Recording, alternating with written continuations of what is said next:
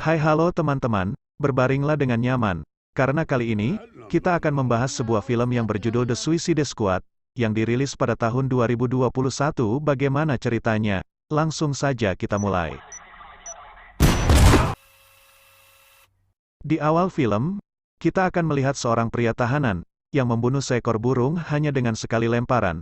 Pria itu bernama Brian Durlin dan seorang perempuan bernama Amanda Waller yang menugaskan Durlin untuk sebuah misi. Namun sebelum itu ia disuntikkan bom di lehernya. Hal ini bertujuan supaya ketika Durlin ingin kabur dari misinya maka akan langsung diledakkan.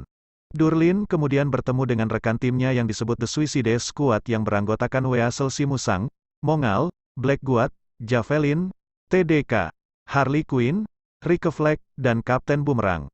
Mereka kemudian pergi ke sebuah pulau untuk sebuah misi rahasia. Para tim ini pun terjun dari atas pesawat. Tapi dalam hal ini si Musang tidak bisa berenang dan meninggal. Saat sampai di bibir pantai, si Black dengan kecerobohannya menampakkan dirinya. Alhasil, para musuh pun menembak wajah Black yang membuat timnya seperti mendapat petir di siang bolong. Para tim skuad balik menyerang dengan panas sampai lupa baca doa dan tanpa strategi dengan menyerang mereka dengan bumerang melepaskan tangan yang dilakukan TDK. Mongal yang menaiki helikopter yang membuat bumerang terbunuh. Alhasil semua tim yang menyerang tadi mati terbunuh dan yang tersisa hanya Harley Quinn yang ditangkap musuh. Reflect yang bertemu dengan sekelompok suku. Dan Durlin tapi karena putus asa melihat semua temanya mati terbunuh Durlin kemudian lari dari misi dan terpaksa Waller meledakkan bom di lehernya. Setelah tim 1 gagal, ternyata ia hanya dijadikan umpan untuk tim 2. Untuk mengetahui siapa saja yang ada di tim 2, mari kita kembali ke 3 abad sebelumnya. Di sini, kita akan melihat seorang tahanan yang bernama Dubois atau Bloodsport yang ditawarkan untuk ikut misi Suicide Squad. Namun karena ia menolak ia pun dipertemukan dengan putrinya yang bernama Tila. Tila pun mengadu kepada ayahnya bahwa ia telah mencuri dan akan dimasukkan ke penjara itu. Jika ayahnya tidak menuruti Waller, sang ayah, yang tidak ingin putrinya menjadi tahanan di sana, dengan berat hati mengiyakan untuk ikut misi tersebut. Sekaligus ditunjuk sebagai pemimpin untuk tim 2, dengan anggota tim, Peacemaker, Nanawe atau King Shark, Ratcatcher 2 atau lebih cocoknya si Ratu Tikus dan Polka Dot Man. Kemudian mereka membahas tentang kekejaman pemerintahan yang terjadi di Corto Maltese dengan Presiden Luna dan Jenderal Matteo.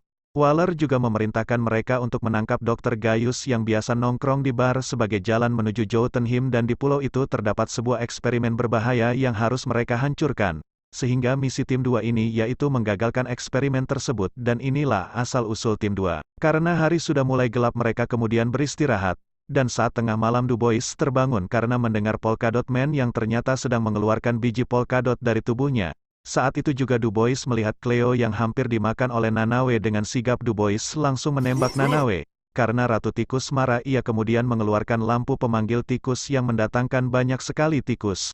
Tapi karena Dubois fobia akan tikus itu ia meminta Cleo untuk mematikan lampu tersebut. Ia pun menawarkan untuk menjadi teman Nanawe yang kesepian, dan akhirnya mereka berteman, dan Nanawe pun berjanji untuk tidak memakan temannya. Mereka kemudian menjalankan misi tanpa rasa takut. Di sisi lain, para operator Waller telah menemukan Reflect yang keberadaannya tidak jauh dari tim 2. Sehingga Waller memerintahkan mereka untuk mencarinya, tim skuad pun datang ke tempat yang sudah di Sherlock. Sesuai perintah Waller mereka pun membunuh semua orang di sana. Sehingga sampai di ujung jalan, mereka menemukan sebuah tenda dan mendapati Reflect dengan seorang wanita yang bernama Sol Soria yang juga memiliki tujuan yang sama dengan misi mereka. Tim skuad pun sadar yang mereka bunuh bukanlah orang jahat. Sol yang melihat rekannya terbunuh sangat marah tapi karena tujuan mereka sama Sol kemudian memaafkan mereka dan bersedia membantu mereka untuk sampai ke Dr. Gaius. Kemudian kita akan melihat Dr. Gaius yang sedang berbincang dengan Presiden Luna, dan memperlihatkan para astronot yang membawa Starfish ke dalam pesawat luar angkasa.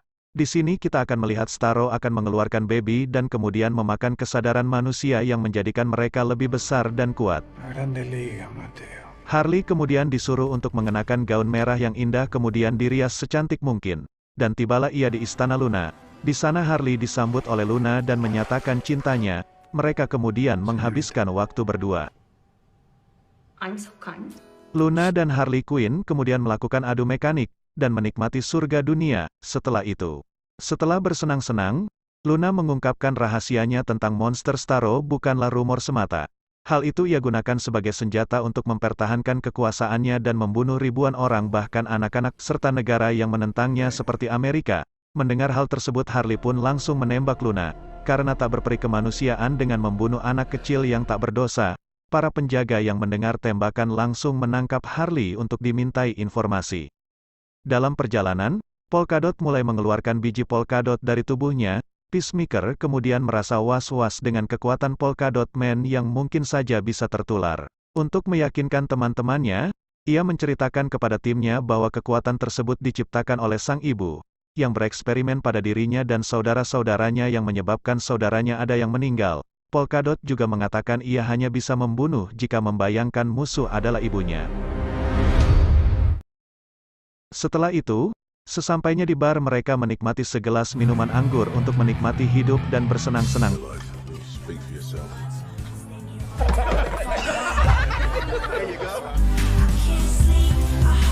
Tak lama kemudian Du Bois melihat Dr. Gaius dan menahannya, supaya mereka bisa masuk ke Jotunheim. Pada saat bersamaan tentara Maltese mengacaukan bar tersebut dikarenakan perintah untuk mencari orang Amerika, karena tak ingin membahayakan semua orang di sana.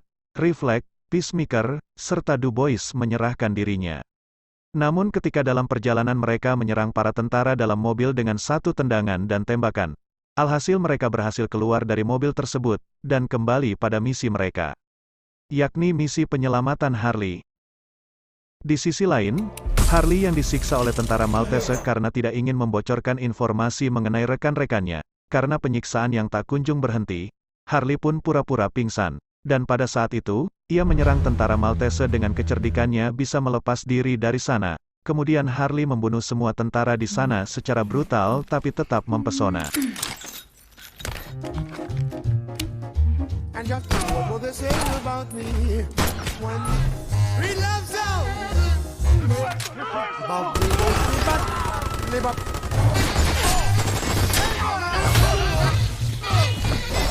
Setelah itu, Harley pun bergegas pergi dan tak sengaja melihat para tim skuad.